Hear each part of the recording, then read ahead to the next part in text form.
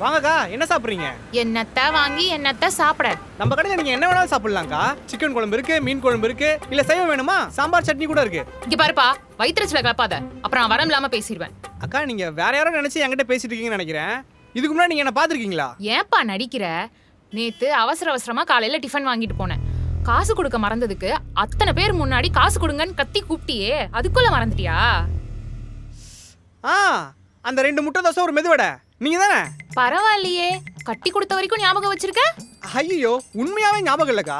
நீங்க கத்தி கூப்பிட்டான்னு அழுத்தி சொன்னீங்கல்ல, அதுக்கப்புறம் தான் உடனே ஞாபகம் வந்துச்சு. அது ஒண்ணும் இல்லப்பா, ஊரை ஏமாத்தி கடை போட்டு வச்சிருக்கீங்கல்ல, கஸ்டமர் யாரும் ஞாபகம் இருக்க மாட்டாங்க, காசு தான் ஞாபகம் இருக்கும். ஏங்க நிறுத்துங்க.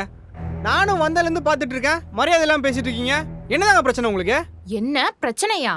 ஐயா பாரிவல்லலே, நேத்து 2 முட்டை தோசை ஒரு வடைக்கு 70 ரூபாய் வாங்கினல்ல, கெட்டு போன சட்னியை ஏப்பா கட்டி கொடுத்த? கெட்டு போன சட்னியா? ஒரு தொழில் பண்ணா அதுல உத்தமத்தனம் இருக்கணும். நேத்து அந்த கெட்டு போன சட்னியை சாப்பிட்டு எனக்கு ஒரே நெஞ்செரிச்சல், டைரியா வேற. நீங்க எத்தனை மணிக்கு சாப்பிட்டீங்க? அது ஒரு 12:30 மணி இருக்கும். அண்ணே, உங்களுக்கு என்ன வேணும்? ஏய், என்ன பதில் சொல்லாம போற? ஏவா, இந்த பாருமா, வார்த்தையை அளந்து பேசு. நான் என்ன உன் வீட்டுல வேலை செய்யறேனா? உனக்கு அந்த சட்னி ஒத்துக்காம போனது காரணம் நீ அதை லேட்டா சாப்பிட்டது. என்ன பாக்குறீங்க?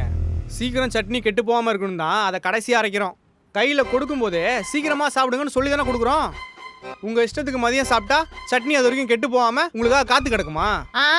அது கெட்டு போகாத மாதிரி செய்யறது தான் உங்க வேலை.